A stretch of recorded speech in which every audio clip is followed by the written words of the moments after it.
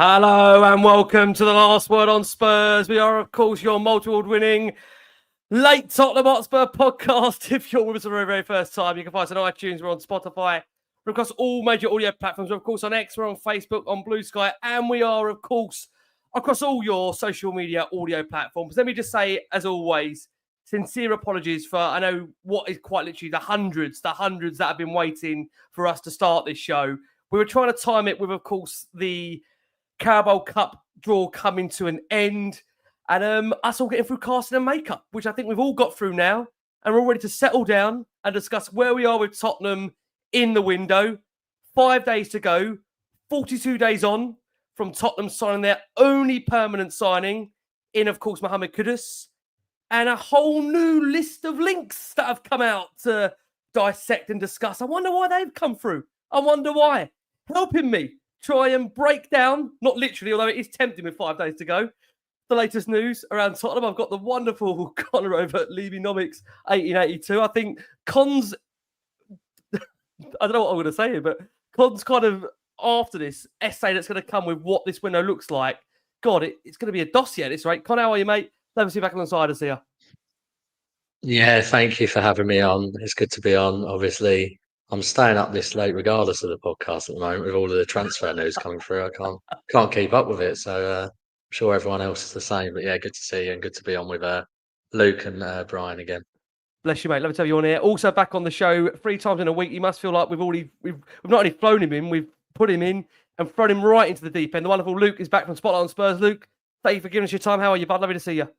Cheers, thanks for having me on, mate. I'm like Archie Gray in the injury crisis, mate. I'm like, there you go. Do you know what I mean? Covering all positions. You know what I'm saying? So yeah, as Connor said, he's I'm sure Levy's watching all of his tweets and going, "Oh, we've got to have another link out," because he keeps telling everyone how much money I've got. Come on, get more links. So I'm sure we'll be working our way through them as the show goes on. I'll tell you, one man who's also here, there, and everywhere. The wonderful Brian Dagul is also back on the show. Brian, thank you for blessing us with your presence. God, it's been a bit of a crazy half hour, 45 minutes in the casting zone. That's fair to say. Yeah, I have to say, first of all, it's always a pleasure to be on your channel, Ricky, and spend time with you, as well as the 2 other gentlemen on to my right. And I will say I'm a man of honour, and I will say some of the lateness is not down to Ricky Sachs. It's down to me moonlighting for the evening. So don't blame Ricky. Find somewhere to blame me, because it is partially my fault. But it is a pleasure to be back on the channel. And as Ben from We Are Tottenham TV and I say, just another day in paradise at the circus that is Tottenham Hotspur. So, yeah, and you get your ticket for free. You get a free ticket for the moment. Although, actually, that's a lie. You don't get your ticket for free. If you go into the stadium, you definitely don't get your ticket for free. Just to be very, very clear. Listen, where are Tottenham during this transfer window? Look, firstly, can I say again, a massive, massive thanks for all the support out there for Last Word on Spurs in general. Again, we've had over 1 million views in this last month, which is quite simply unbelievable. I know for many out there, the transfer window is what we all pin our hopes on in this club, showing some real genuine ambition.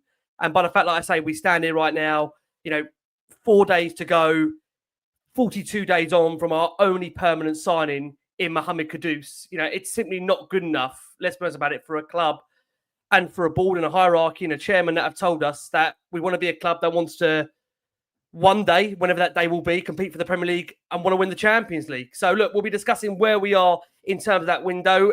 For you guys out there, if you can, give this show a like and a subscribe. Share this out to a wide range Spurs audience. Please do the same, of course. You can follow Connor over at Levynomics 1882, Luke's over at Spotlight on Spurs, and of course, Brian over at Tottenham on Tour. Let's give you a short overview before we get into the main crux of this window as to where Tottenham are at. Now, we understand at the moment the main priority in these final days of the transfer window is a number 10.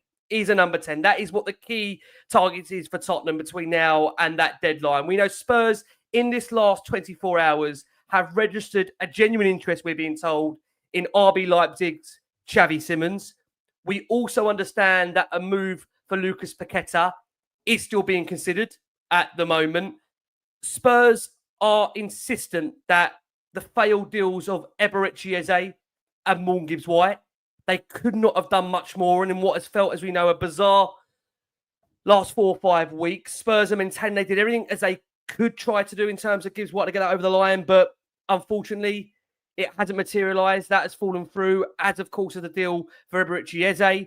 We know, as we've been telling you in this last week or so on the show, Nico Paz is well liked internally at Spurs, but a deal for the Como attacking midfielder is still being considered as a non-starter due to Real Madrid's financial interest in the player.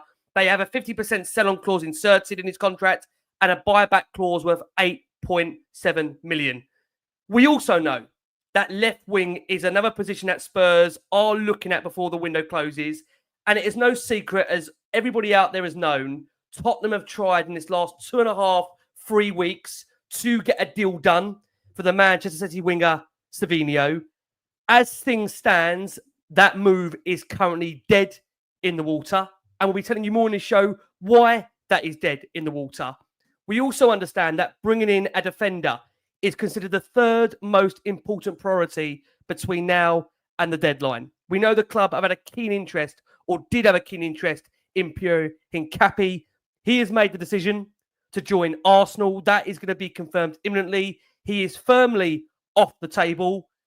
And what many might feel quite bizarre is that Tottenham have now green-lighted the departure of Luka Vuskovic, who will be going on loan, of course, to Hamburg. That has been confirmed. That will happen. And you would think by the club doing that, are they confident they are going to get another centre-back in between now and that deadline? You know, we know Frank is trying to bolster the squad. And by all accounts, you know, it's been very, very clear. You know, Thomas Frank didn't want one number 10. He wanted two. And there's a short list of 5 names currently doing the circuit around. And we've mentioned them already. Lucas Paqueta being one of the names Tottenham have got on that list.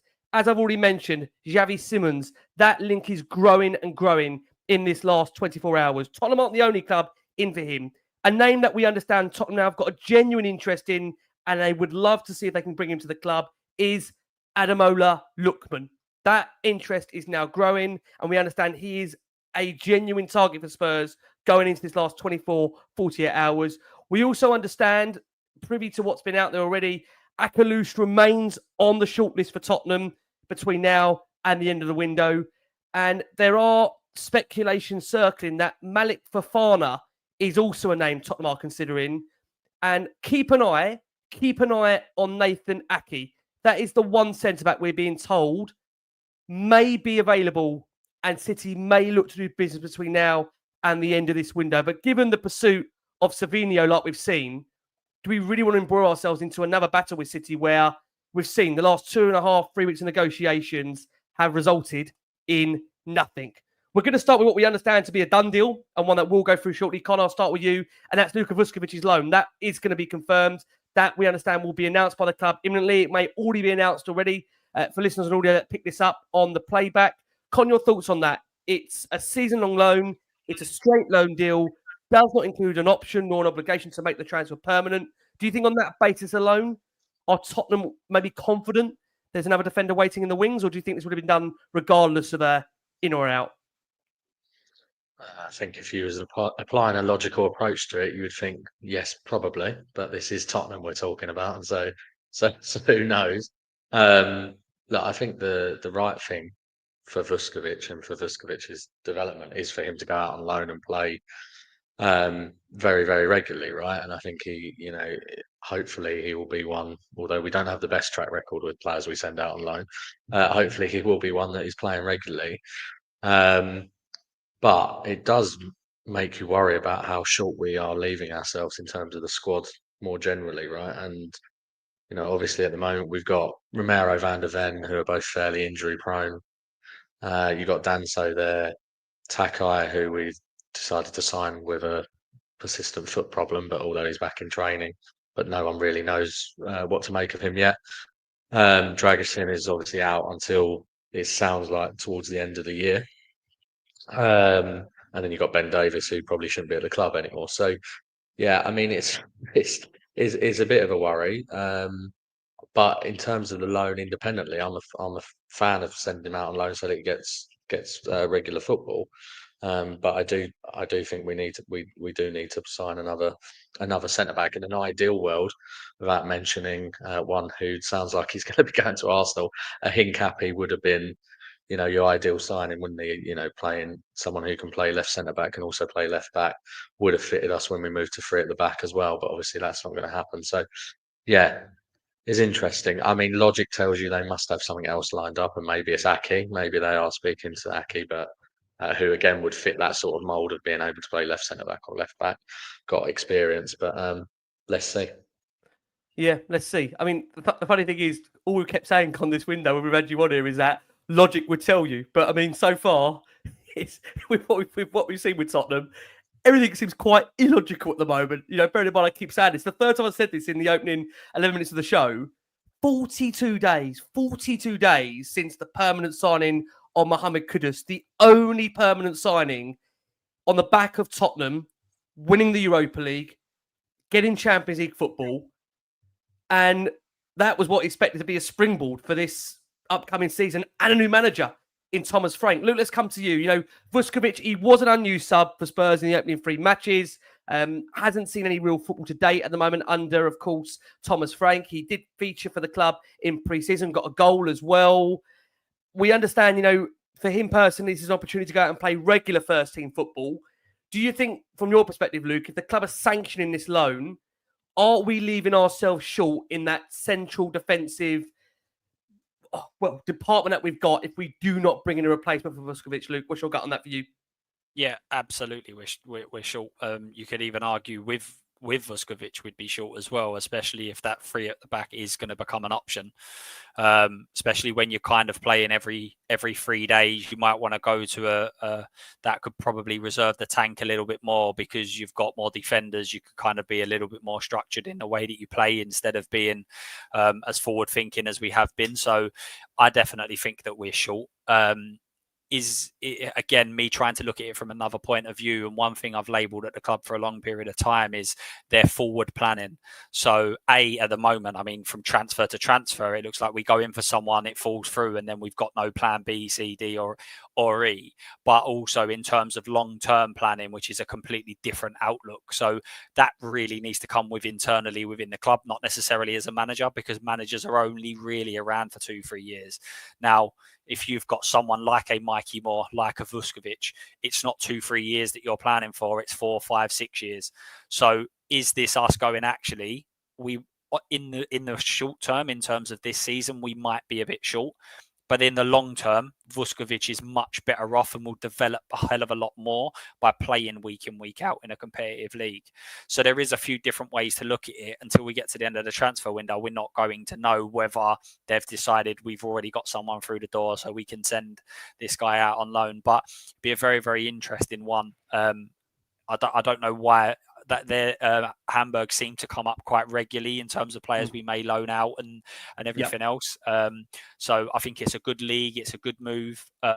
It will be good for him to be able to get a load of minutes, because I'm not sure how many he would.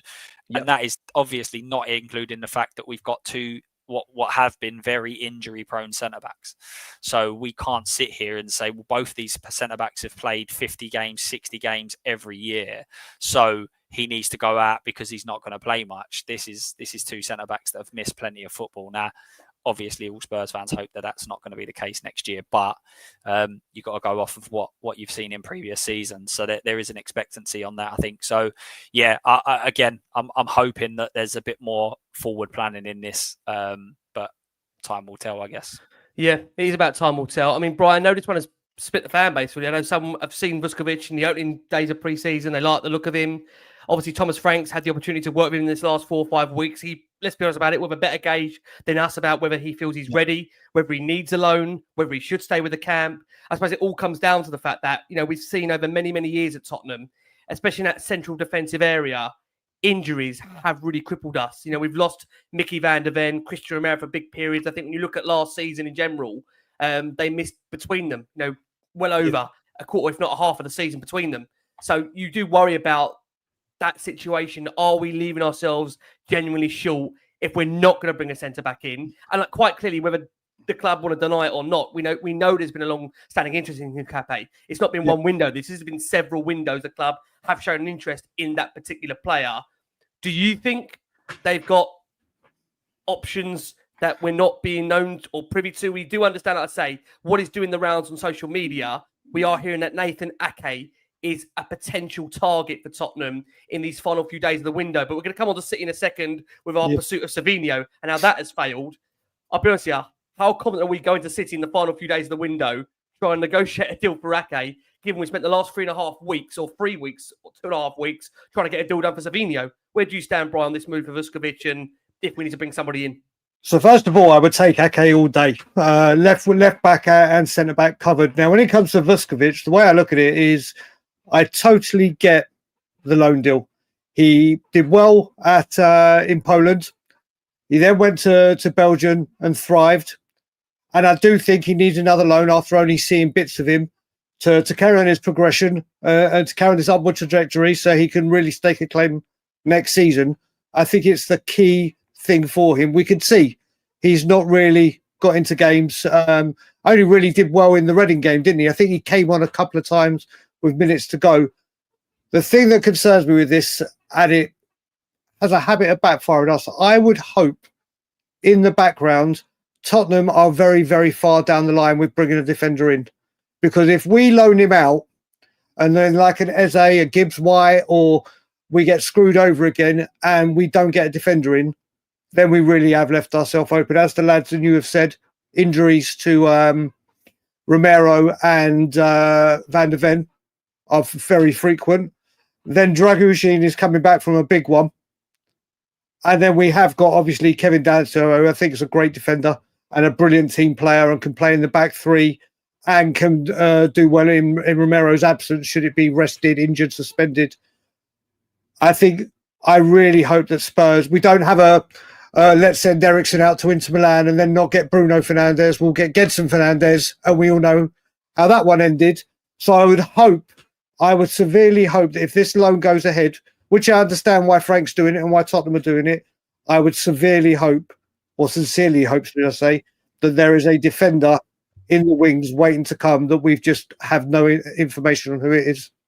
Yeah, again, it's one of those where, like you boys have said, time will tell, but that time is firmly up against us. For our listeners on audio, we are going into those final 3-4 days of the window where, quite frankly, despite that one prominent link to Ake that's being bounded around the social media circles, that appears to be it. So we are going to keep an eye on that. Another deal that we are expecting to be announced imminently, and one that I think probably everyone is in favour of, and certainly I think for the player and the club, it's best for all parties. We understand Yves Bissouma has agreed to join Turkish side Galatasaray, having seen a possible move to West Ham fail to come to fruition. We know Tottenham have been working really hard to move Bissouma on for a lot of this window. They've now found that option for him. We know Frank left Bissouma out of the Super Cup squad after the midfielder reported late for training on one too many occasions. The 28-year-old is now set to join the Turkish side on loan with an obligation to buy next summer, which hands Tottenham the opportunity to have a potential spare spot in their squad. Does that have a link to Tottenham's potential move for Lucas Paqueta? Does that, again, you look at that situation there, one space being freed up, one coming in. That's, I think, something to keep an eye on. We will. But for now, our understanding, Bissouma is going to be closing in on that move to Galatasaray. And for him, it's an opportunity of a fresh start in Turkey. Look, we're going to squeeze in if we can. Our first break of the show for our listeners that are on audio. We have already got over 12,500 of you that are watching us live across all of our platforms. Thank you ever so much for your incredible support for Last Word on Spurs. You guys have been amazing, supportive of the show. I know you want me earlier. I'm so sorry. We're trying. Although my concern is that this show was going to be scheduled for 10. It went at 10:30, and it went at 11:15. So please forgive us out there. We're trying our best. We're joined by a brilliant Connor over at Leaminoix 1882. Like I said, Connor's going to be joining us for a window wrap-up as well after this. So that's going to be interesting. I think that could be the longest dossier of a window wrap-up you're ever going to see. Please make sure you follow Con over at Leaminoix 1882. We've had Luke from Spotlight on Spurs. We're going to see a lot of him more this season. And, of course, Brian over at Tottenham on tour. We're going to see lots more of Brian too. Guys, keep liking, keep subscribing to the show. It obviously really helps the growth. It really helps, again, the support in the background for the show. Look, let's discuss, guys. I am sick of saying the word of saga coming to an end. But it does feel now that this door has now been firmly shut and we do have to move on. And that is in the case now of Savinho. Man City have informed Tottenham today they are not changing their position on Savinho. City have no intention to let him go, not even for a fee over 70 million euros. They see him as a key player for the future and for this season as well, of course. Spurs, we know that ideally would like to sign the player, but are aware now that City's refusal to not change their stance means they are going to have to move on to other options. And when I say that to you also, we are hearing more news on this, that the frustration we are hearing is that Tottenham's negotiations with City for Savinho would have only stepped up if the player told club bosses that he wanted to leave. That hasn't happened, and this now means that this move is currently dead. And as things stand, unlikely to be revived. Con, we had you on recently, and we actually said this, that, you know, with the likes of the Eze's, the Gibbs-White deals that Tottenham have tried to pursue this window, if that player does not try from his side to drive and push this deal, this was always going to be the problem. But my frustration is that we've, again, spent the best part of 2.5, 3 weeks in negotiation, week and a half on Eze, 2.5 weeks on Gibbs-White. What is this now? 2.5 weeks on Savinho. You add up that time that's been spent, and very little has happened in that time to bring in alternatives. So how frustrating is it, once again, to miss out on what you have to believe is a key target for the club due to the amount of time spent on this player?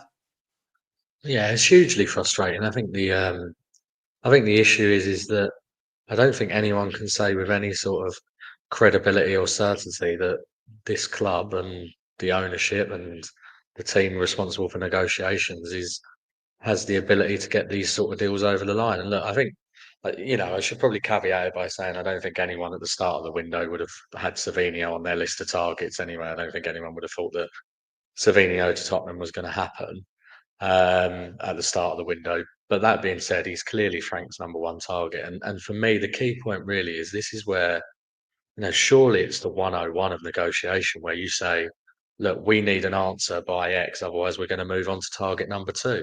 And then there should also be a target number 3, and a target number 4, and a target number 5. And you just move on quickly. As you said, we've wasted weeks and weeks and weeks. And, I mean, the other guys go on streams often as well. I've spoken about Savinho probably more than I've spoken about my wife over the last few weeks, because this is what Tottenham do, and it's just dragged on and on and on and on. And that he's not the only left winger in world football that improves us, given we don't have a good left winger, right? So it's very, very easy to move on to another target. It feels to me that City have dragged this one out as well, because again it comes back to clubs are fed up with dealing with Daniel Levy, probably want to get one over on Daniel Levy. I think the Kane saga maybe is playing into that, but to be fair to Levy, I don't think he was necessarily wrong on that one, because the offer that City gave us for Kane was so derisory. But he does also have a habit of sticking his nose in, and he's been one of the sort of key people mentioned with 115 charges stuff, right? So you can see a scenario whereby they just think, oh, do you know what? Let's just drag this along. But this is where we have to be firm, and we go, look, we need an answer by X, or we're moving on. And we're going to come on to talk about Lookman, but that is a credible other option, and there will be others as well. But as always with us, there's no clear, cohesive strategy at all. Yeah, I think again it comes back to that point, Luke, that when you have entered negotiations, you would think at the start of that process you would have a clear, concise understanding as to how realistic this deal would be to get done. And my worry is, because again, we're not in the room, we're not in part of negotiations. We can only comment on what we have heard and again what's been put out by the media. But the fact that we've remained, or certainly had dialogue with City, it appears, over this last 2.5 weeks, and it now appears that the stance from City is not for sale. I mean, would that have changed? Would that have softened? At any point, really, how have we got ourselves in this position where we've spent 2.5 weeks on this particular deal? Again, similar time frame to what it was with Gibbs-White. Let's be honest about it. Again, we understand that's a bit of a different scenario. Let's have it. Eze one, again, you might have said the club have had a lack of control over in terms of where the player wants to go.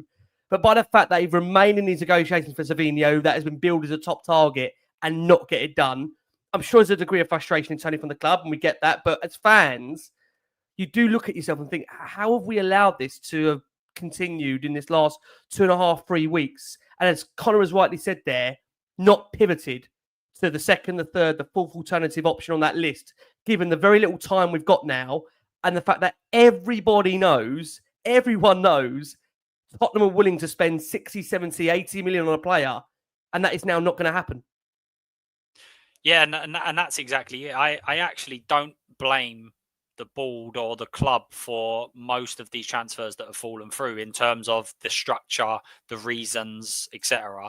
However, we've been so slow that then becomes their fault, if that makes sense. So I'm not saying that the Morgan Gibbs-White deal, I don't think is on them. I think that is a very rare situation. However, it should be a case of we want to get it done. We want to get it done now. We're not wasting time. And we allowed for that time to happen. And then going through all of the different transfers, again, there's different reasons as to why they've fallen through. But how we react to that is where the problem sits at our blame, for instance. So this one is case in point of that. I'm sure at every single negotiation, your first thing is, are you interested? Is the player interested? Yes, you are. Okay.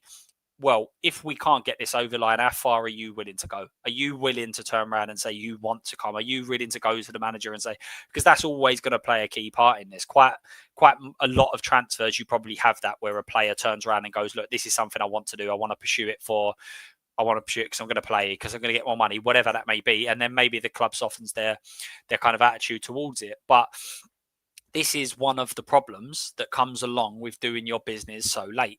If we would have done this in the first week of July or whatever, then maybe City can go, well, hang on a minute, because listen, we're not involved in the ins and outs of City, obviously, because we're so involved with Spurs. But this deal, as Connor said, has come out of the blue in my eyes in terms of where has he become available? Where is this even a potential deal? But maybe internal at City, this was always something they expected, because we've been saying it with Richarlison, Brazil, World Cup year, that's a massive thing to these players. So if that's the case, if we'd have gone in a month ago, 6 weeks ago, 2 months ago and gone, actually, this is the guy we want, City are a club to go, okay, we'll find an alternative, because we're that club. We will go and act on that. But if you leave it so late, things become more difficult. Replacements become hard, and especially when you're dealing at these top levels. So obviously the link is Savinho and Rodrigo. Well, Madrid are probably going to want to replace Rodrigo, even if it's not with a starter. They need someone to come through the door, but actually all of these players have now already left. So the idea of how we operate in a transfer market is, let's see if we can pick up some bargains and at the end of the window, and sometimes that does happen, but that sort of attitude and way that you look at it also comes back at you negatively, like in these situations where A is not available because we can't go and replace him. So you've got to play at both ends. But I know the guys have already touched on it about Aki. I'd also be looking at Akanji. I think Akanji's 15 million for him being available as well.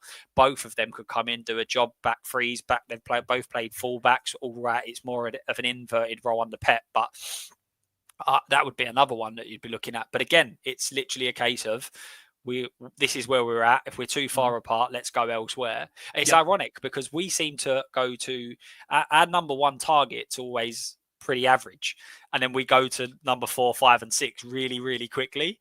When we've targeted good players, we don't have a number 2, 3, or 4, because if we did, we would have had them through the door. So it's really ironic. We've literally changed every way that we operate. But we're in now with better players. So these should be deals that we're targeting and knowing that we need to just hurry up and get them over the line. So really, really frustrating. It's an interesting point you make there, Luke, to bring Brian, because I remember when obviously we had strategy operating with Gabonini at the time. I remember when Arsenal moved for Raya, maybe under our noses, and very quickly we pivoted to Vicario, and that was with Gabonini. And I think it feels at the moment, and again, look, we're not privy to the technical staff and recruitment staff and what their plans are and what their shortlists are, just to be very, very clear, but it did feel when Gabonini was at the club that the club did, especially in that first window under Ange, pivot very quickly to other alternatives. If we remember again, the loss of Raya, they moved on very quickly to Vicario. That was when we signed Maddison and also Van der Ven. Don't forget as well, that window, we were linked heavily with Tapsoba. If you remember, it was about, were we going to sign Tapsoba? Was we going to get Mickey Van der Ven? The club opted with Mickey Van der Ven. I think we all agree that was the right decision. But I'll be honest, Brian, the frustration being here is, again, we've spent the best part of 2.5, 3 weeks in negotiation for a player. And however you want to dress it up, whatever has happened, whether the player has not tried hard enough to push for it, whether we've had issues about the fee, we've still come out of it and not got the deal done. So however you look at it, it's another player that we've not got for Thomas Frank. And I think what, again, we were told very early on, this is a player that Thomas Frank loves. And again, it's a situation where I know you love Thomas Frank. You made that very clear on the show. How much are we letting him down by not bringing to the club the top targets that the manager wants? We know he's studied Gibbs White for a long time, tracked him for a long time, didn't get him over the line. Maybe the Eze one was slightly different, and we had Paul O'Keefe on the show. Paul seemed to suggest that one was more driven maybe by Tottenham rather than Frank. But again, the Savinho one, just to be clear, from what we're hearing, this was a Thomas Frank real driven signing. It hasn't happened. It's the second one out of 3 that we haven't got over the line for Thomas Frank in an area of the pitch where, let's be honest about it, going into the final 3-4 days of the window, this is an area we need to bring players in by, and we haven't done it on this player again. Well, Joel, Ricky, it's good that you mentioned the Gabonini and pivoting to other options. I think we're all missing something here. This not being able to suit or find a left winger, Heung-Min Son would have let Spurs know a lot longer that he was leaving. He didn't go just before Korea and go, guess what, guys, I'm going. Spurs would have known that he is planning to leave this football club probably pretty soon after the Europa League win and the season ended. And obviously we got privy to it when he made the announcement. So they have known that the captain of the club, a guy that got us 20 goal contributions this season, is leaving the club. We have Champions League football coming in, 4 competitions, and we have left wingers that are Brennan Johnson, Tell, and Odebear, which don't really strike Champions League worthy. And like you said, we have wasted more time going for these players than we've ever done before. Normally, like Luke said, we normally go for players below this, and we get them done. But we have had this, and Spurs have known that this is a situation. Before Maddison got injured, number 10 still might have been a thing. We have lost the left winger that has been we've been depending on for a decade and needed replacing. And we have wasted time, like I said, not to have another option. And like I said, we're talking Lookman, who's going to be more viable to get anyway. The fact the club have not identified this and known this is a key area. The number 10 has become key because of Maddison, obviously.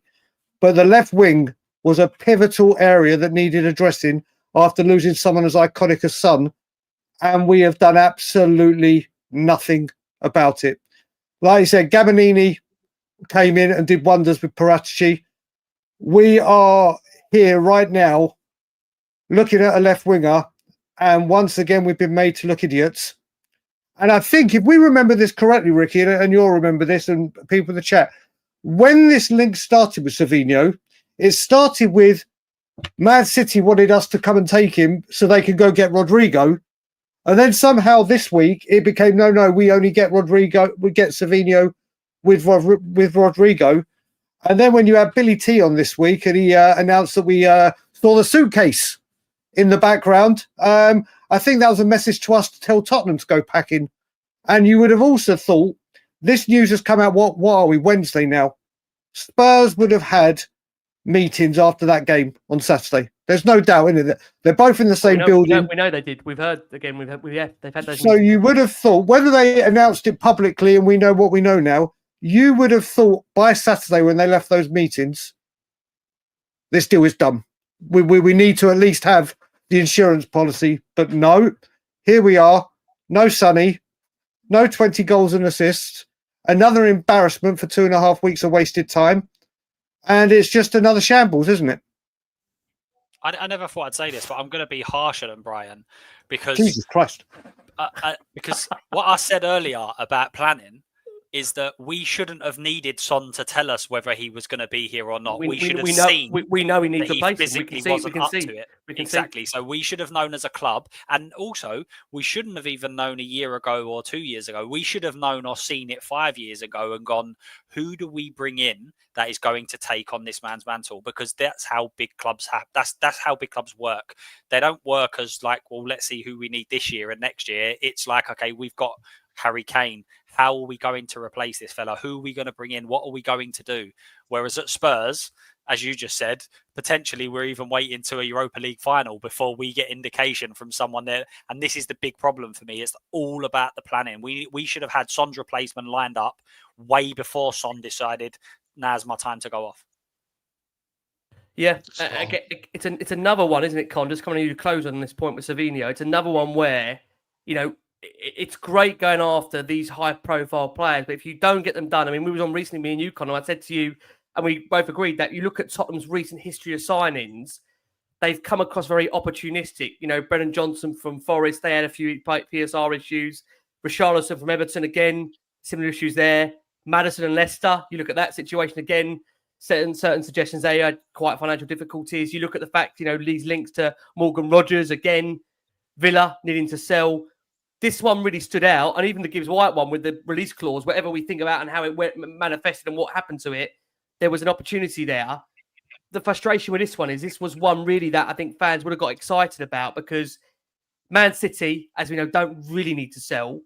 There was that feeling that because Tottenham were willing to offer quite a high fee, that would maybe have tempted City.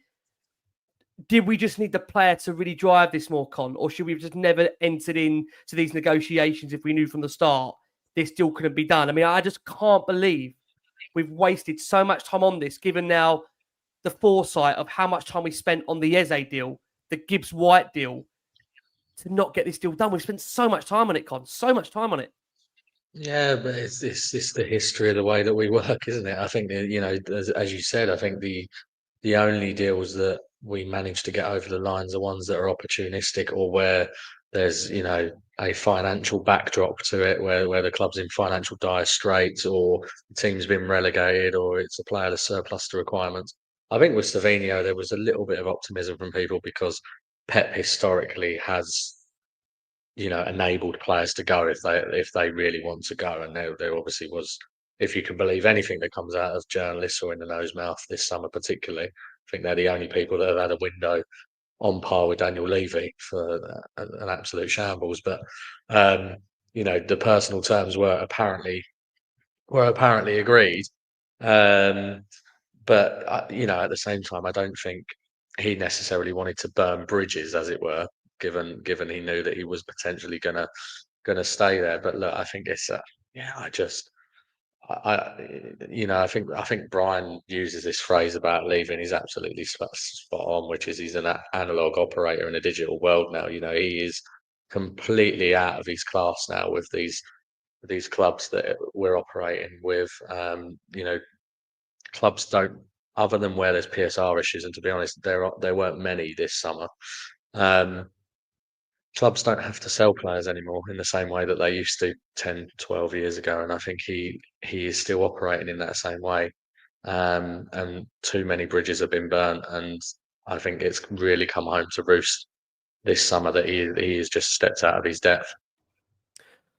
Well, look, it's another one of a high-profile nation that Tottenham aren't going to get over the line unless there's a real, somehow, miracle change in these next few days. We are going to squeeze in our next break of the show for our listeners and audio. We've got over 15,500 of you that are watching us live. Again, guys, thank you ever so much for your incredible support for Last Word on Spurs. We wish we could bring you more positive news. We are going to be bringing you, of course, in the latter part of this show, the newfound links. Tottenham are trying to look to get deals done in what you have to describe really is supermarket sweep, because it is supermarket sweep with quite literally 3.5, 4 days remaining. And I'm sorry to say this for the 4th time of the show. I'm so sorry to sound like a broken record. I can't believe I'm saying this. 42 days since the Mohamed Kudus deal, Tottenham's only permanent signing of a window on the back of winning the Europa League, securing Champions League football under a new manager that was meant to be the springboard. Look, thank you again for your support. If you can keep liking, subscribing to the show, that would be greatly appreciated. I'm joined by the brilliant Connor over at Leminomics 1882. Please make sure you go and give him a follow and a like on X. There's some, again, really interesting takes on, not just this window, previous ones. And of course, we'll be looking again back at it at the end of it, but we will be with you every step of the window. So make sure you are going to keep those notification bells on so you are aware every time we do go live. We're joined by Luke over at Spotlight on Spurs. Luke must feel like a veteran here. We've thrown him in quite literally like Archie Gray mid-season of last season without the armbands into a transfer window. He must think, God, what have I entered here? Please make sure you go and like and follow Luke over at Spotlight on Spurs. We're joined by the brilliant Brian Dagul, of course, over at Tottenham on tour. Please make sure you go here, give him a like and subscribe. Now, of course, that news broke quite late last night about Savinho that it was becoming more difficult to do.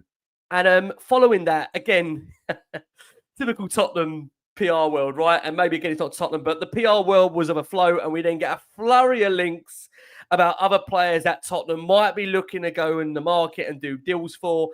One of those players that we heard being linked was Antoine Semenyo.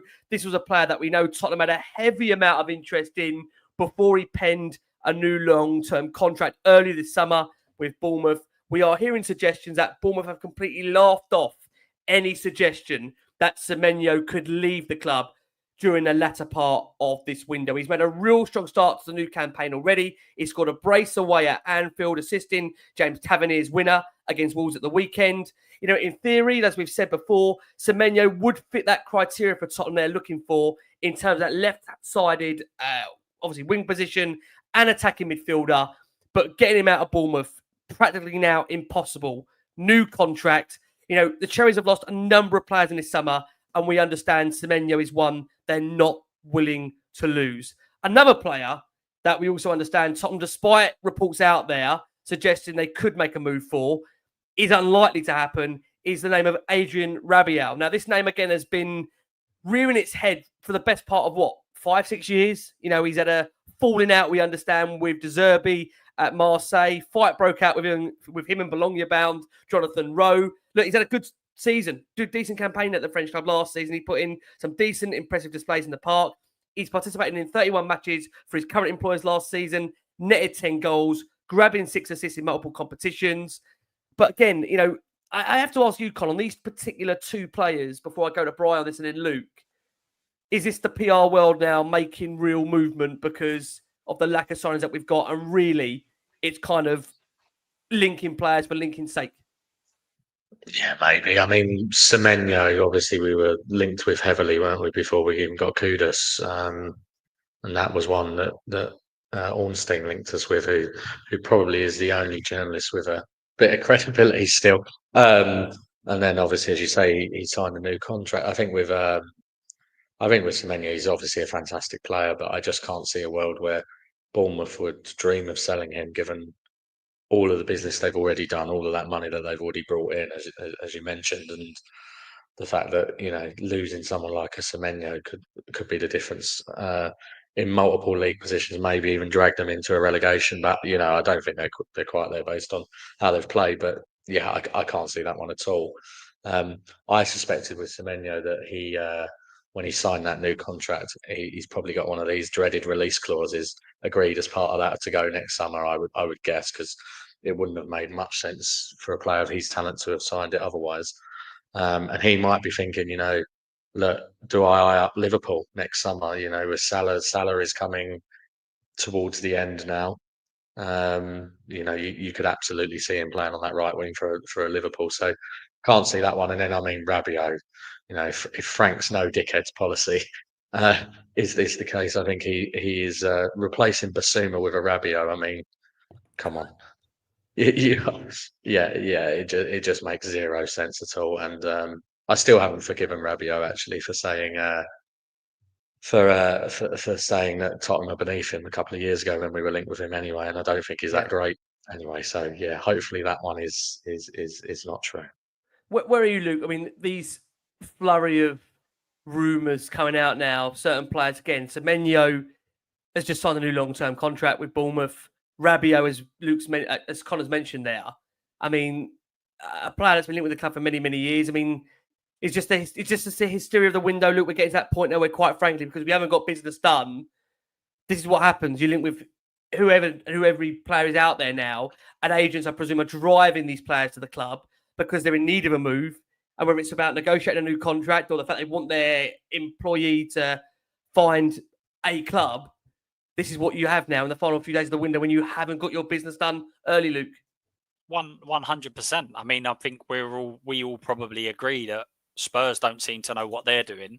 Well, how the hell will anyone else know what they're doing if they don't even know what they're doing? So it's a real tough one. But again, it goes back to the point that I was saying earlier about getting the business done early. Semenyo, the only real reason, I know he signed a new contract, but listen, that happens in football if it could just drive up the price, for instance. But if we would have done this on the first week or second week of the window, Bournemouth hadn't have sold their 2 centre-halves. I think the left back was pretty much nailed on. That they hadn't have sold all of these players. Therefore, they may have been in a position to say, "Oh, if we got rid of him, maybe they've got other people lined up ready to go." And that's the key part to all of this. Again, it's around the planning and getting it done early so that other people can then do their own planning. So yeah, the Semenyo one made a lot of sense at the start of the window, as Connor's kind of touched on. Not so much now.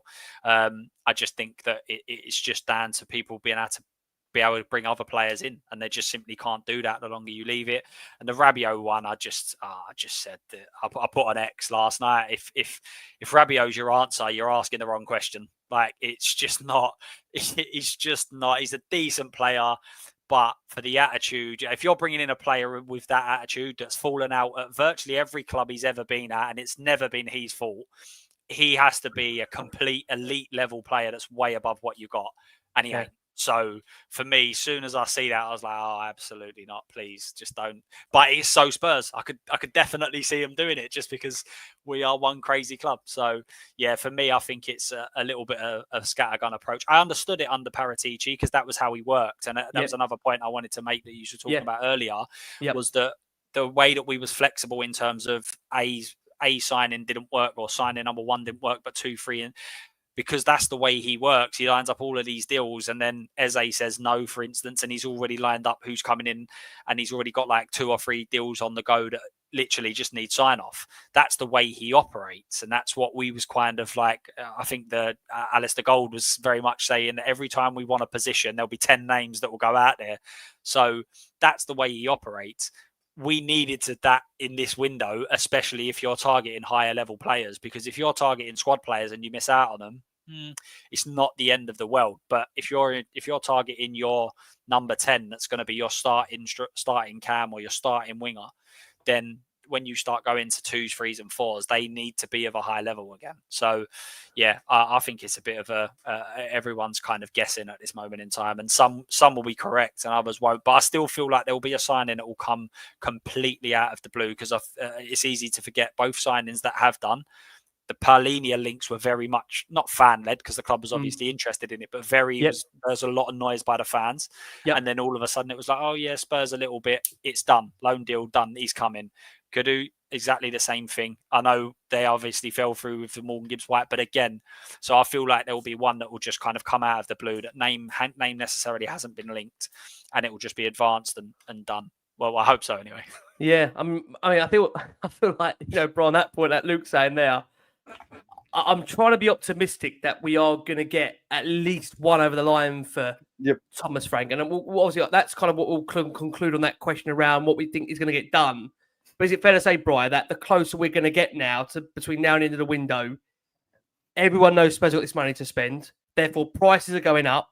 And similar to the Rabiot link, less so the Semenyo one, you are going to be offered players. But the reality is, as you know, clubs know Spurs have got the money there and they haven't spent it. So it becomes even harder now at this point to get deals done. And because the fact the club have gone into negotiations now, high-profile ones several times this window, and haven't got them done, you'd imagine there's now a reluctance to think we can't afford to be hijacked. We can't afford to get deals not done now, because how public these are being played out in the media, Bri. That's a big problem as well, right?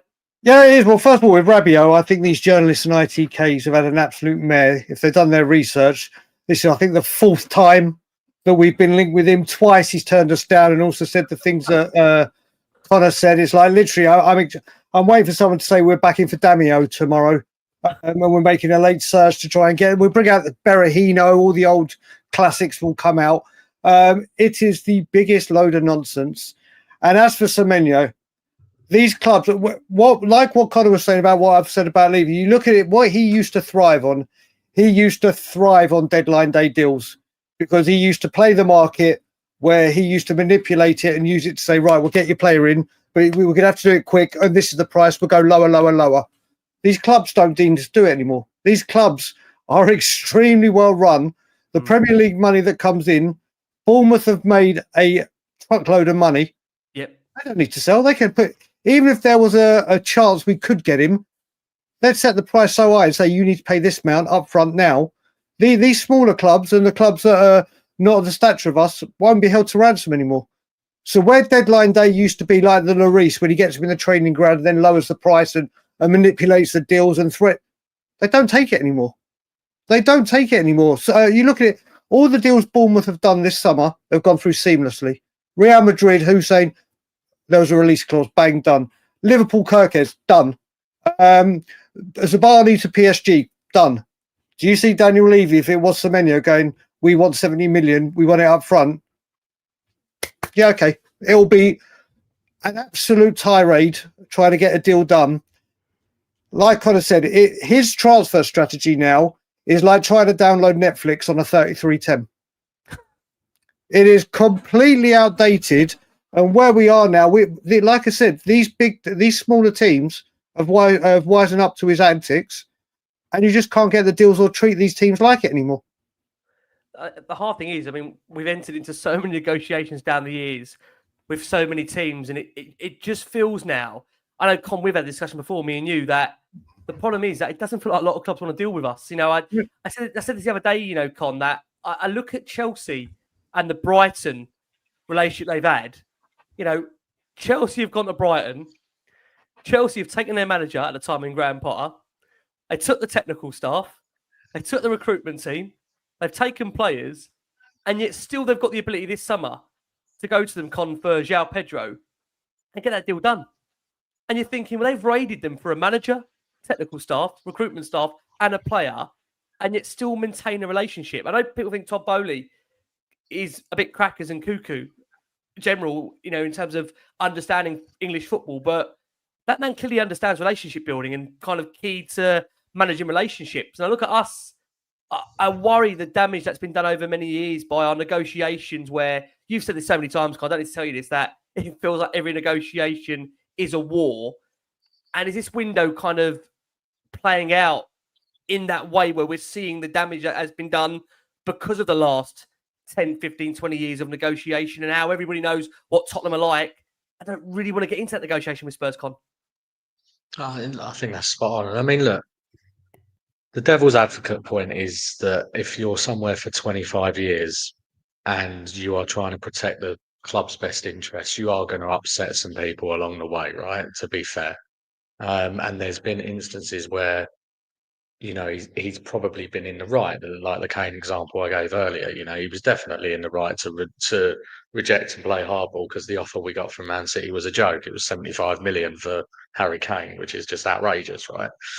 But, you know, to your point, every negotiation with Levy is like that. It is a war.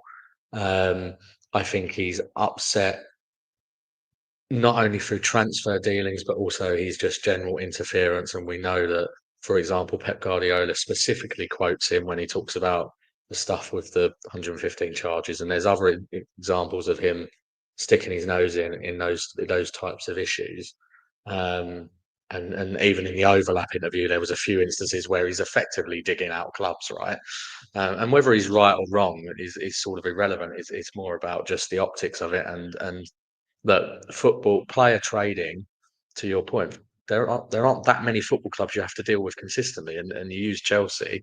Chelsea are almost the perfect example because they are the opposite extreme, aren't they? And the Brighton piece is a great example. And I think what Todd Bowley has obviously done, and I think it helps them when it comes to selling as well, is they've built fantastic relationships across Europe because he goes into negotiations and he's willing to make it as seamless and as easy as possible. And, you know, the other thing I would link to this as well, and I was only looking at it the other week, is agent fees, right? And we don't like to talk about it because we wish it wasn't the situation, but agents and intermediaries now run football. And you can just imagine that Tottenham are very similar when it comes to the payment of agent fees. We can look at the numbers. We were 9th in the Premier League for agent fees paid in the last year. We were less than Leeds, who are in the Championship. And so it's another example of an area we probably scrimp and save on, which then leads to us finding it more difficult to get deals done, both in terms of buying and obviously we know how terrible we are at selling. So I think this is all coming home to roost now, and it it's absolutely showing the reason why we need a change in terms of the people who are responsible for these negotiations, and ultimately it's a change in the ownership. That's not going to happen immediately, but this is why fans are pushing for Levy to be removed from the footballing operations, because he just can't get these deals done.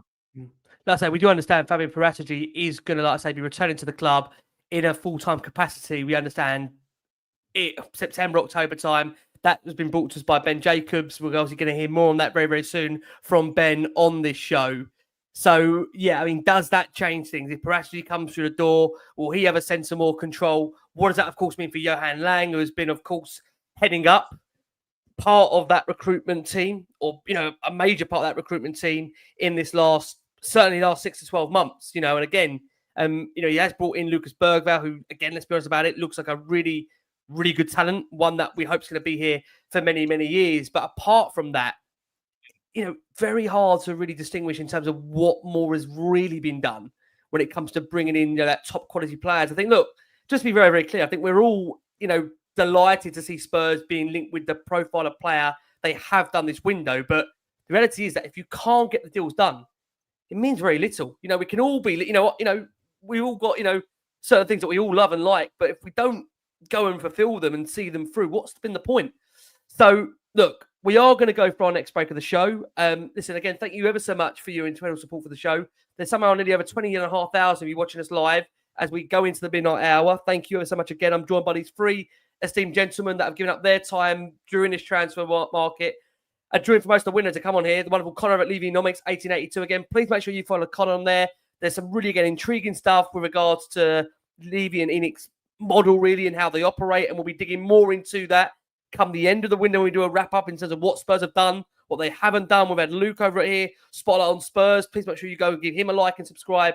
And, of course, Brian over at Tottenham on Tour. And, guys, like I said, if you can keep on liking, subscribing to the show for us, that would be greatly appreciated. Now, we spoke about it earlier. We're going to be coming on now to the fresh targets Spurs have been linked with in these final days of the window. And like we said at the top of the show, we understand Tottenham are trying desperately hard now to still sign 2 attackers from a shortlist of 5 names. Those 5 names we understand to be, and this is the key I'm going to come on to next, Morgan Rogers. Now, we have discussed about the fact Villa would probably not want to sell Morgan Rogers to Tottenham, given it's a direct rival, but we understand Villa need to make one more big sale before the end of this window due to their own issues around PSR. He is the ideal signing we're hearing Tottenham want to get done, but they realise the difficulty in doing so. That means Spurs are looking elsewhere. And elsewhere means to the likes of Lucas Paqueta at West Ham, where they've got a genuine interest in him. Xavi Simons, will be giving you the latest on where we are with Xavi Simons.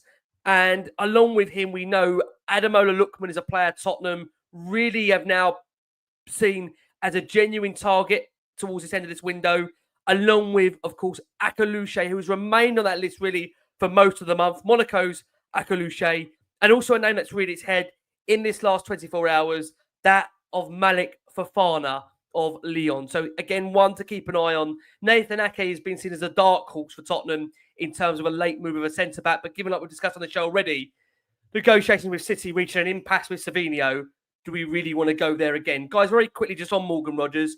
I know we spoke about him before. Let me come to you on it if I can, Luke. Villa, they don't really want to lose the player. Unai Emery has got no intention of wanting him to go. This is the player that's caught the eye of last season, a big, big player for Aston Villa. He won for them their PFA Young Player of the Year award.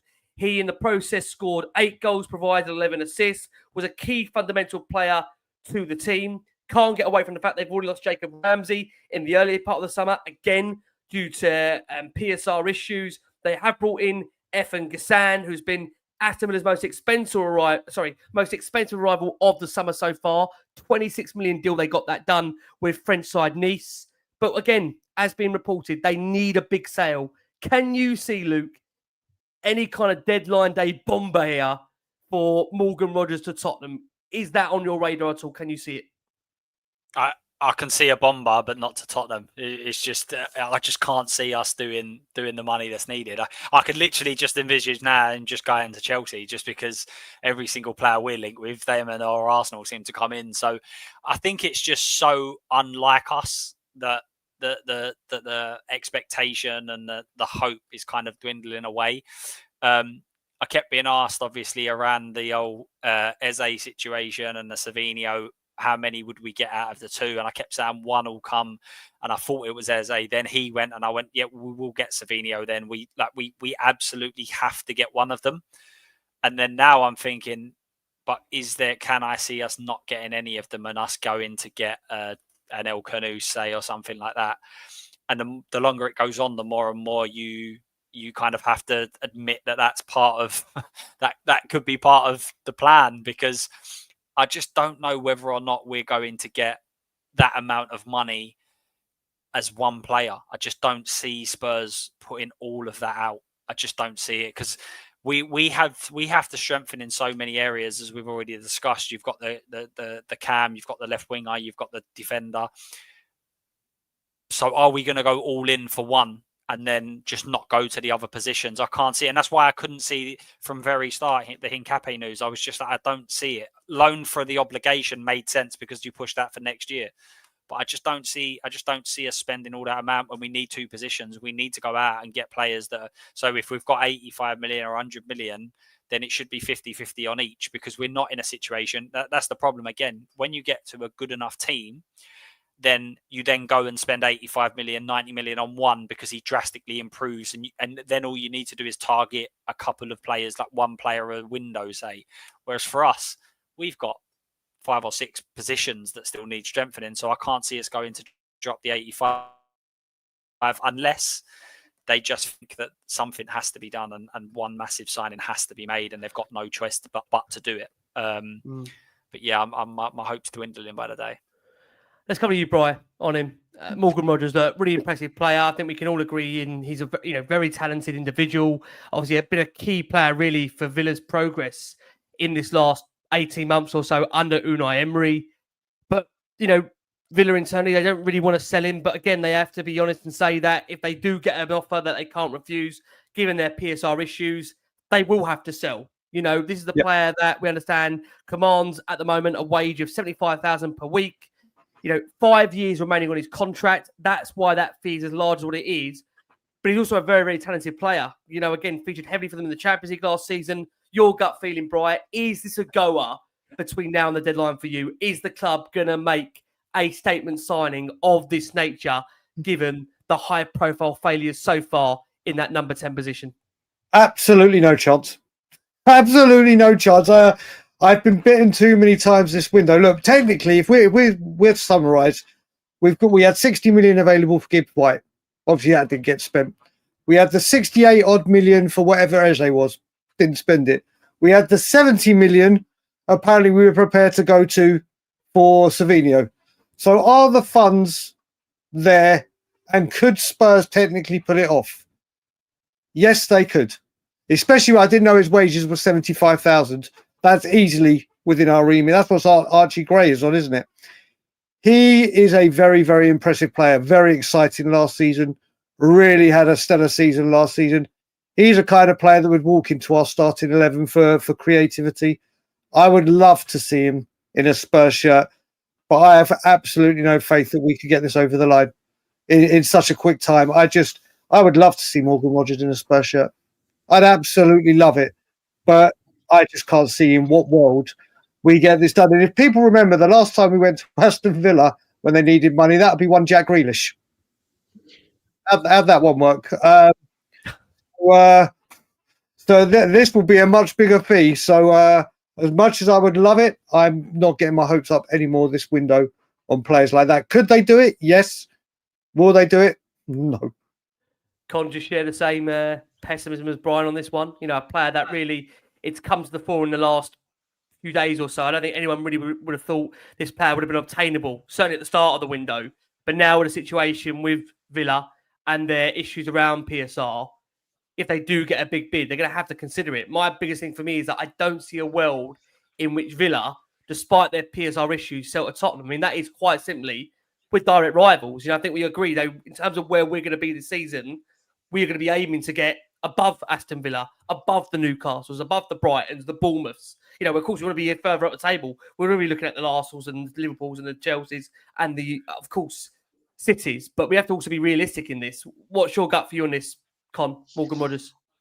Yeah, I don't think I necessarily agree with the journos who are sort of pushing this story.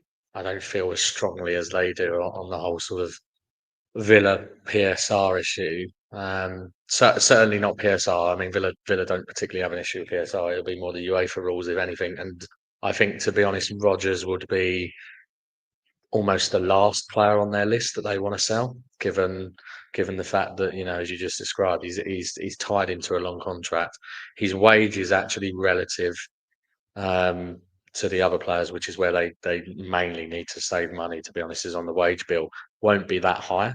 There'll be player, because he was signed from Middlesbrough for a small fee and he's still young and he's only just sort of establishing himself.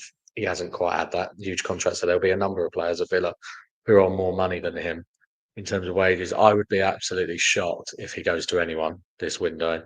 I just can't see it happening at all. And certainly, I think from his perspective as well, would you really move to Spurs? I don't know.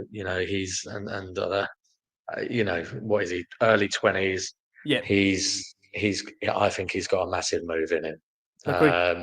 Potentially, and so I think he'll stay at Villa for at least another season and then weigh up his options. I don't think he moves this summer. It's interesting. It's whether that temptation of Champions League football becomes a real big thing for a player in the final few days of the window. Do they really think playing on the elite stage of Europe is enough to grab them to come to Tottenham? Because again, there's no guarantee Spurs will achieve Champions League football, at the end of this season. Obviously, that's an unknown. We've started ever so well, don't get me wrong.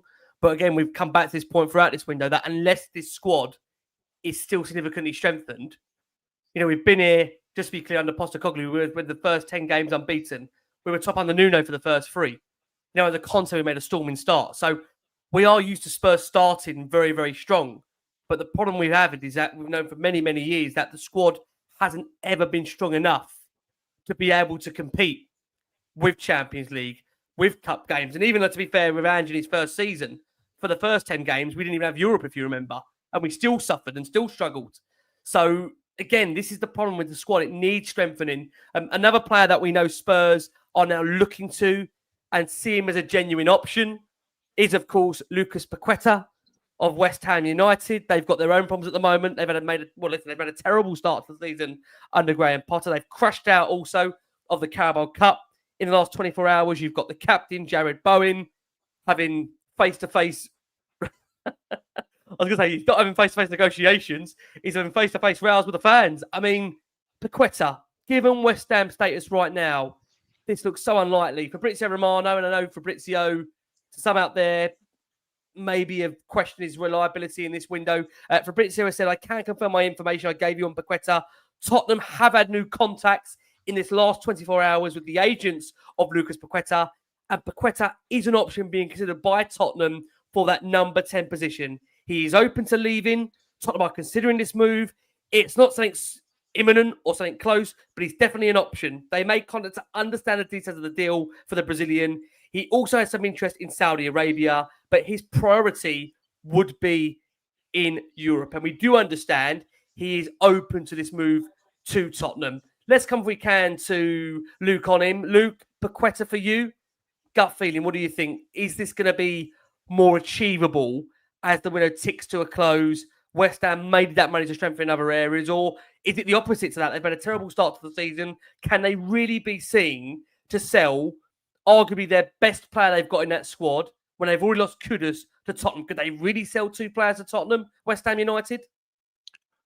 See, it's a tough one. I've got a lot of West Ham mates from where I'm from, and I've also been on scrolling through X to try and see what the fans' reactions are, and they didn't rate Kudus at all. They said that he wasn't very good, and they was quite happy. And there's some famous West Ham podcast that was saying that we've absolutely, they took us to the cleaners with the money and everything else.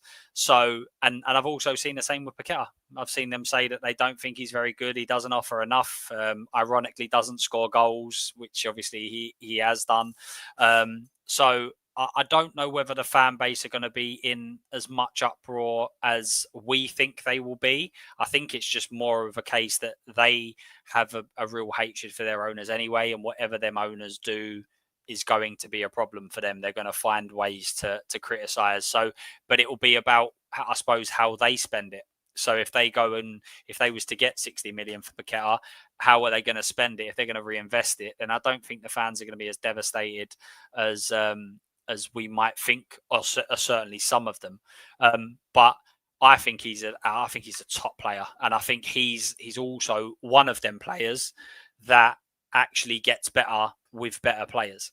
I think he resolves a few issues in that he could probably play in the 10.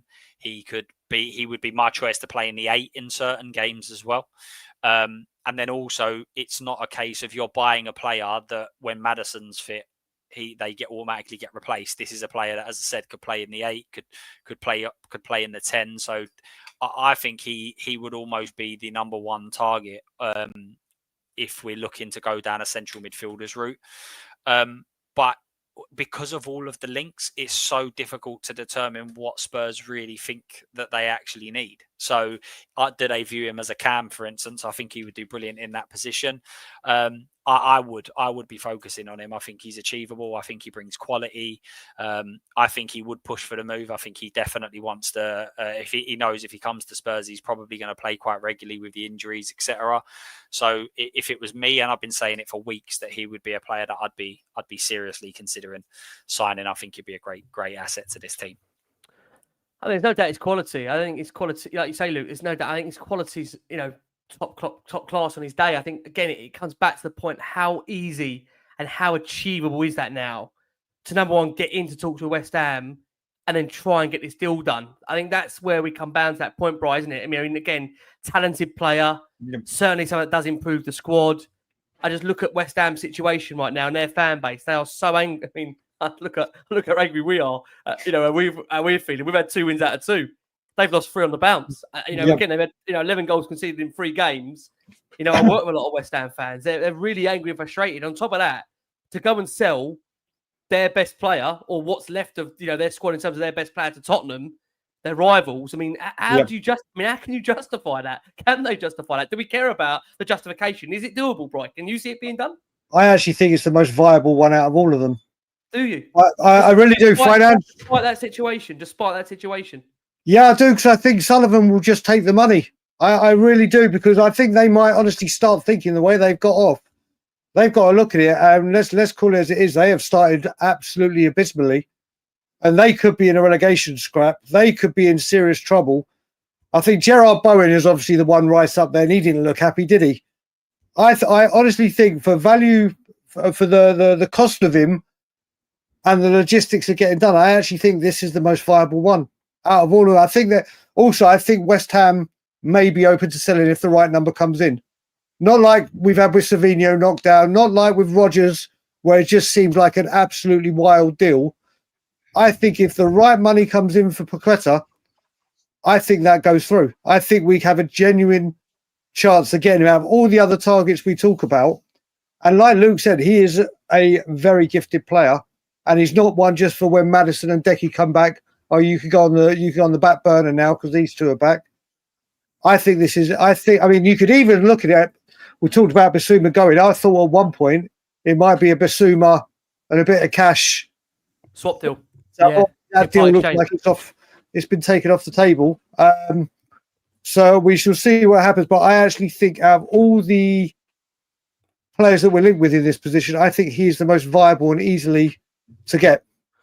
Okay, I mean, it's interesting there, Con. Bryce saying it's the most, in his opinion, easier one to get. You know what? If West Ham made a better start to the season, I'd probably be more confident in getting him. But given their horrendous start to the season, the pressure on Potter, maybe they do need money to improve the squad, but do they do that by really sending their best player to Tottenham? Con, are you in agreement with the boys? Do you see this one actually being viable in these next few days, given that everyone knows we've got the money to spend? And look, David Sullivan and Daniel Levy, they know each other very, very well. They've done business, in the past. But quite interestingly, obviously, the deal they did for Kudus was the first time that both clubs worked together for over 14 years. So it's been a very, very long time since they've done business. Will it be like 2 London buses at once? Will we get 2 deals in the space of 43 days, 45 days for these two? Can you see it happening? I mean, look, I agree with the guys in terms of the quality of the player and the fact that I'd absolutely love him. I think he's a good fit. He can, as guys have said, he can play in the 10, he can play in the 8. I like the fact that he's got a bit about him in terms of a bit of grit as well. Not afraid to put his foot in. He's physical. Fans need to remember it was only 18 months ago that City were talking about spending 80 million plus on him before the gambling stuff came up. So. Very, very talented player. I do share, though, to be honest, Rick, more of your view, surely. I mean, their fans are already in absolute meltdown and uproar. Be riot. When they can't be riots, so that went through. Do they burn the London Stadium down in the event that they sell another player to Spurs? But that being said... Some of their fans would probably want that. Yeah, that's true. But if there is one ownership that maybe you can criticise as much as ours, it is theirs, and they are pretty horrific. So it wouldn't. I don't think it's completely outside the realms of possibility, but I think it depends on 2 things. I think it depends. Well, maybe 3. One is whether they can get a replacement, as always, and we've left it late. So it's all of these same points we're mentioning about. You need to go earlier on this stuff. I think 2 is about who else comes in for him, and if I could see a situation where their ownership think if someone else comes in for him at 50 million and we offer 55, maybe they'll sell him to someone else for 50 just to save a bit of face. And then the final one is how much the player pushes for it. And is he the type to sort of start threatening strikes and those types of things? I think he might have been if it was earlier in the window, but I think with 3 or 4 days left, it again comes back to this point that the amount of time we've wasted on Eze and Gibbs-White, we should have been having these conversations 2 weeks ago at least, right? If not longer. Agree. Yep, we'll have to see on him. Look, we're going to move to the final 2 targets that we know a lot of fans are potentially getting some excited about, some disappointed with because they're not for everyone. Before we do that, like I say, guys, if you can keep liking, subscribing to the show for us, that would be greatly appreciated. I'm joined by the wonderful Connor over at Levynomics 1882. We're joined by Luke over at Spotlight on Spurs, and with Brian from Tottenham on tour. We are very conscious of time. Let's discuss the first 1 or 2 that has reared its head now in the last 24 hours, and we understand is now being seen as a genuine Spurs target in these final 72 hours, a little bit more to go of this window, and that is Ademola Lookman, who we understand Tottenham are now looking at as a real genuine contender to come into the club. Now, we understand any move for the player will likely cost in the region of 50 million euros to buy him from Atalanta before the deadline. It's a move we understand being driven by consultant at the club, Fabio Paratici. We understand Paratici is the man that is driving this deal for Ademola Lookman, and it's a player that, has had a fairly decent last season in Italy. He managed 20 goals and 7 appearances in 20 goals and 7 assists in 40 appearances. We know he struggles in England, didn't do great over here in terms of Charlton, Everton and Fulham, but now he has developed into one of Europe's top performers, and that is why Tottenham are showing interest. But is it too little, too late? How easy is it to get this deal done, given the lateness of it? Brian, let's come to you first. Ademola Lookman. He wouldn't have been on my list to start with, Ricky, in all honesty. But you look at where we've got now, I think he again, like Paqueta, I think he's an actual genuine person we could get to the club. You mentioned, obviously, his less than successful stints in England. He was a kid. He's gone to Italy. He's obviously done well there. A hat-trick in a European final. Is he the glitz and glamour and the name everyone would have wanted and thought that this window would deliver? No. But I look at him as a person that Frank can improve and make better, like he's done with Wissa, like he's done with Mbeumo. This guy scores goals. He's a nuisance. Obviously, another English player in. I'm sure he will count for homegrown or whatever it may. So there are advantages to it, but this is the kind of this deal probably was a lot more easier to get done 2-3 weeks ago and solve the issue that we had. And it comes now to, again, time. But he probably wouldn't have been the name that would have been on my list at all until the links started coming on. But I could see him being a fit, and I can certainly see Thomas Frank being able to improve him. Let's go to you, boys. Let's go to Con. Con for you. Ademola Lookman, genuine target apparently now in these final days of the window. Yeah, I mean, I'm actually quite surprised at how much this one's split in the fan base, I have to say, and you know, I'm a big fan, to be honest, of Lookman's, and I think there's an argument to say that, you know, we should have signed him instead of Tell very initially, because it's a similar-ish fee to a Tell. I think. You know, I think people are judging him too much on the stint when he was in the Premier League, when, as Brian said, he was a kid. And to be honest, actually, when you reflect back on that stint in the Premier League, it wasn't abysmal. Still got 8 goal contributions one year in the Premier League, right? So it wasn't abysmal. It was not as good as it obviously has been. You know, I think this is when we talk about earlier, and Brian was chatting about, you know, the goals that are being lost from Son, right? In terms of an output left winger, output forward, Lookman is your man, right? He's averaging sort of 19, 20 goals and assists every season in Italy. He also scored 5 goals in 7 games in the Champions League, so he's proven he can do it at that level as well.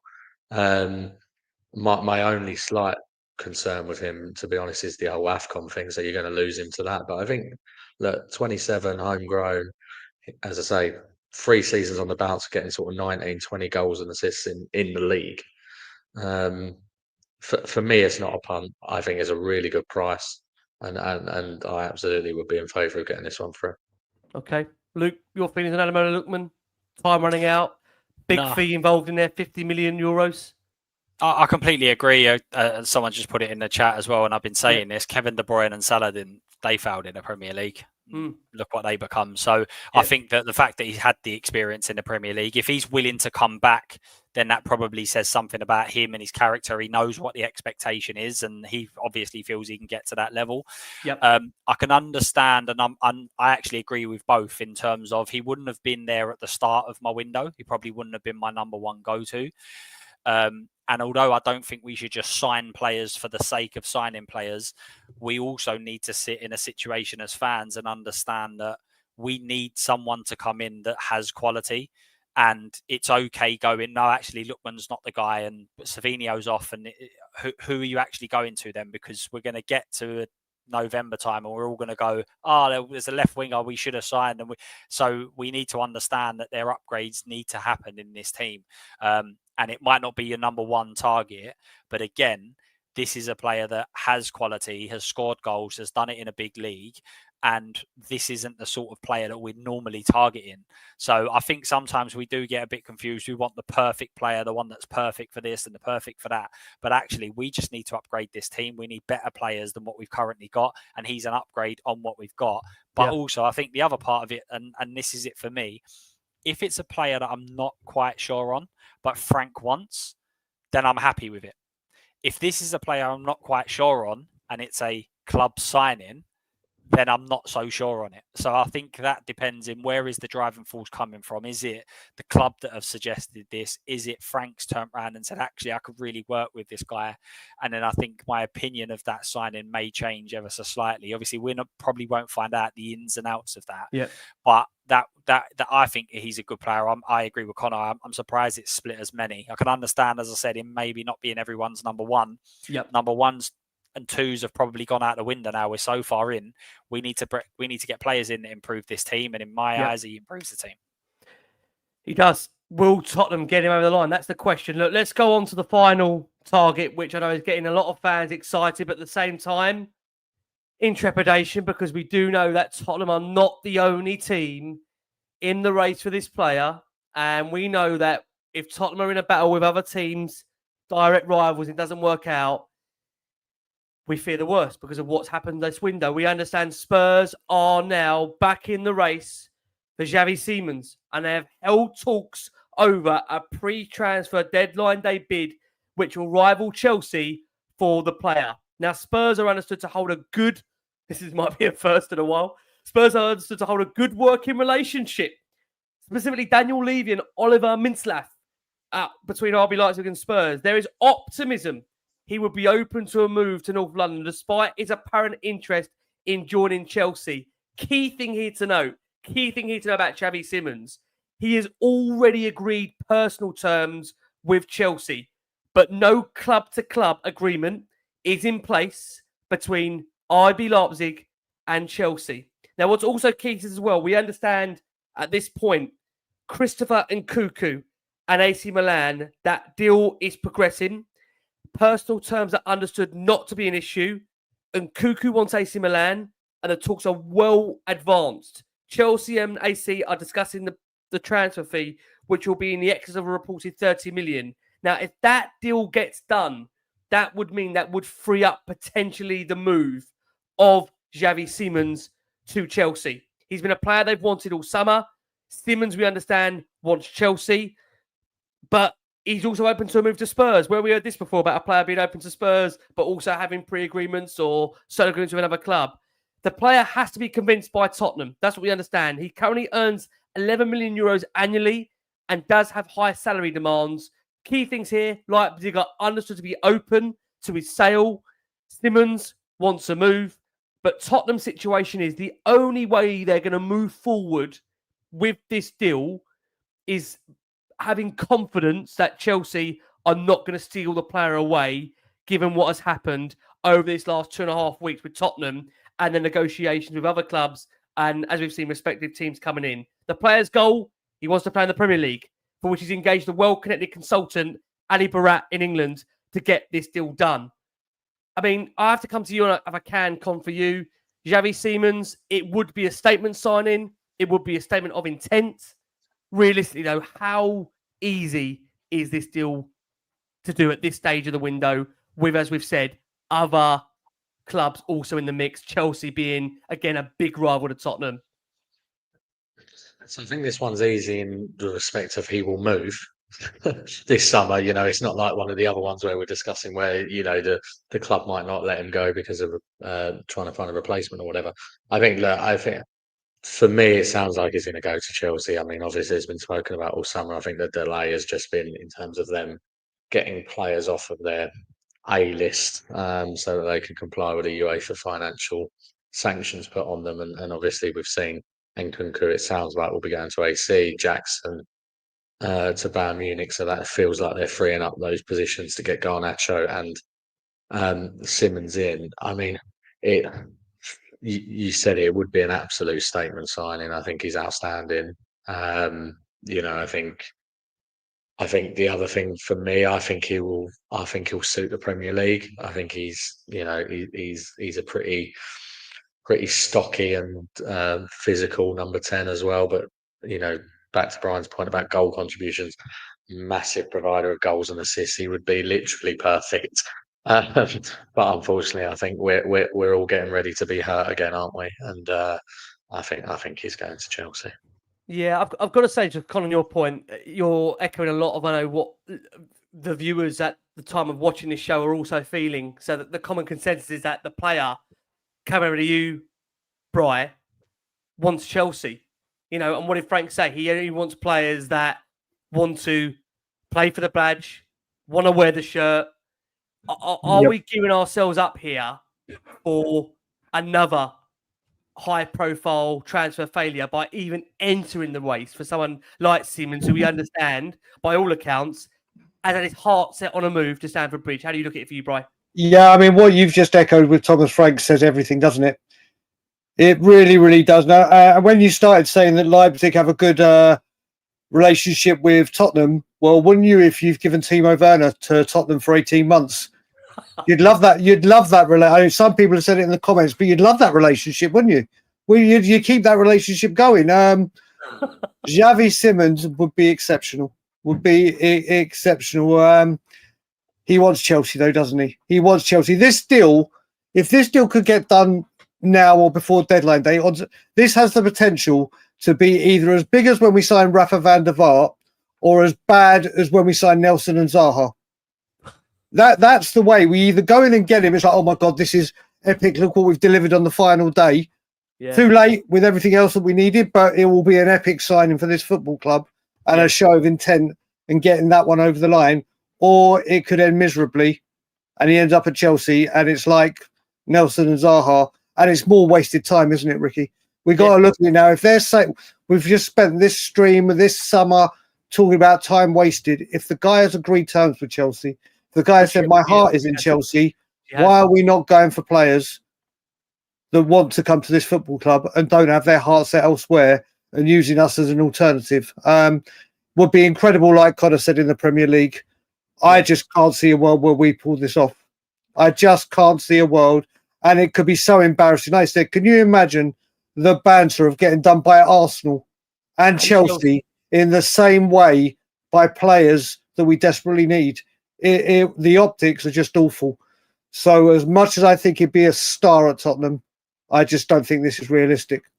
Yeah, I mean, Luke, I'll be honest, a lot of the comments filtering through on the show are saying this is the Chelsea version of the Eze saga.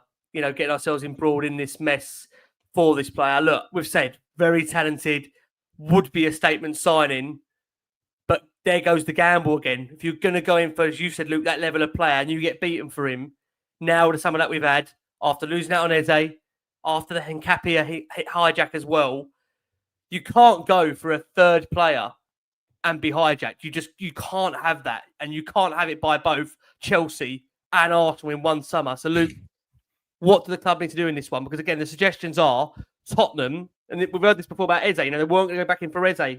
We heard this before. The club are not going to proceed if they are feeling this player's moving to Chelsea. So the only way Tottenham are going to enter this race is if Chelsea don't make this move. But again, we have to make that point, and they've agreed a deal in principle now. It looks like it's getting closer for Nkunku to go to AC Milan, which frees up the spot then for Xavi Simons to come in. Luke, that's what's going to happen. What do you think? Well, you said you can't, and I'm saying Spurs can, because that's how Spurs. That's what Spurs do to us. If he would be a top player, he's unbelievable. As the guys have said, again, a 10 can do everything. He could also play in the 8 against defensive-minded teams that are going to play 5 at the back, for instance. So I think he's a top player. I think that I understand what people are saying in terms of, and what Frank said in terms of that you want players that want to play for the club. 100%, of course you do. As long as we're not the last resort, as long as it's not, well, you're just better than what I've currently got, then we are hopefully now shopping in the pool of players who have the options to go to all of these big clubs. So the likelihood of these top players going Spurs is the absolute first destination that I want to play for is going to be, it's not going to be likely. It's not going to be the expectation where these top players are going to say they're the absolute ones that I want to be at. But as I said, as long as they're not going like, the Chelsea deal's fallen through. Oh, yeah, all right, I'll come to Spurs. As long as we're not in that situation, and he's motivated, and I'm sure Frank won't sign him if that's the case. He is a top player. But I also think that part of our problem with this year will be if we don't go and get another top player, then I think the signing of Akliouche just gets worse and worse and worse because he's going to get overworked. Similar to Kulusevski, exactly the same thing happened to him last year. If you've got another option on the wing, or in the central midfield position, then teams don't have to worry so much about him because they will also be worried about X. And I think it actually elevates the team by 2 players becoming better than just the one. So absolute top player. There's a lot of money to be spent in this. Chelsea, it does seem that they're freeing it up. But there needs to get to a point where players look at Chelsea and go, actually, am I going to play here? Like, there is just so many players. They've just spent 60 million on Gittins. and he's not already playing because Pedro Neto's playing on the left, and now they're looking at signing Garnacho, and you're going, I don't understand. I know that they're a big club and they're fighting, but surely someone must be sitting there going, I don't want to be going there. I can't and maybe that's the in. Maybe that's the in for us. It is going in and going, well, listen, you're going to be a 50-50 play there. You might play 75% of the games, whereas at Spurs, you're going to be the guy. Everything is going to be around you. You're going to be the main person, and that will be the selling point. So, yeah, I mean, if we get that over the line, as I said, that is a massive, massive statement signing. Yeah, I'm 50-50 on it. If you ask me in the morning, I might have a different answer than what I am today. But no, he's a top player. So if we can go, if there's any chance of getting him, you do go in for him. But as we've already said, you have to get it done. Yeah, and you just have to ask them questions now. It'd be a case of, for me, if I was leading up them negotiations, it would literally be a case of, we're going to do it, but we're doing it now. And if you're not doing it now, then we're not doing it now. And that's it. Agree, Luke. Look, I think that's a really good point. Listen, guys, we are now approaching, like I say, the final 3 days of this window. Final question to you all. I've asked you this question multiple times throughout this window. I'm sorry to sound like a broken record. We're at a point now where really, I said earlier, supermarket sweep, desperate Danso. Not for desperate Danso, but we are coming to that point now where literally we're running out of time. Everyone knows we've got money to spend. The options are shortening. The quality pool is also becoming lesser and lesser by the day. Luke, let's sit with you. How many have you signed between now and the end of the window? You told me, I think, 3 at the start of the week. Are you that optimistic still at 3? I actually am, but when I say 3, I don't mean 3 star players. I mean, I think we'll get 2. I actually think Paqueta will get done, and the more and more I think of it, I think Lookman might get done as well, and then I think we'll bring in another rotational squad player as well that everyone will kind of be. I hope we get the big guys in first, because I think we're going to get a rotational player in. If he's the first one that comes through the door, then the fan base could go a little bit crazy, saying we're not improving the 11, etc. But I do think we'll get 3. It might be a loan, it might be something like that. But yeah, I think we will get 3 over the line. But I think 2 of them improve the 11. Yeah. Probably not to the level that we was hoping for at the start of the window, but they would still improve the 11. Yeah. I have to keep reminding myself, we have, just to be clear, we're thinking we could get more than 1 or 2, but we've only signed 1 permanent player in the whole window so far, and that was 43 days ago. That was Kudus. I mean, look, Luke, I really hope they're going to do it, but obviously time against us. Bri, are you as optimistic as Luke? Can you see as many as 2, 3 coming in, given the time that's up against us now? 3, 4 days to go. You know, again, I'm with Luke with 2. And I'm with, or Luke was 3, so I'm with, I think 1 first teamer comes in. And then I think it's either going to be... You think 1 that moves the needle, Bri? 1 that moves the needle and solves a position, whether it be the left winger or the 10.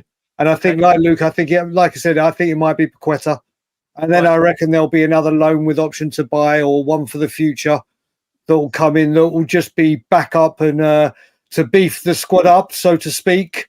But yeah, I can only see 1 needle mover coming in that will make a major impact in the squad. Okay. I feel like putting needles in me at the moment when this is going this window. Let's go to Con. Con, where are we at now? 3 days to go. You know, again, everyone knows we've got money to spend. We're at that time, aren't we? We're at that time where everyone knows we're just waiting and waiting. I don't know. Maybe it's because it's 25 to 1 in the morning and I'm getting ready to be woken up by 2 young kids that whatever time, but I know the feeling. I can hear those footsteps. Yeah.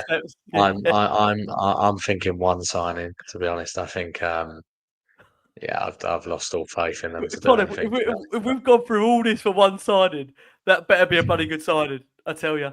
Yeah. Will it be as what it's been described as a needle mover? Will it be a statement sign if it's 1 con?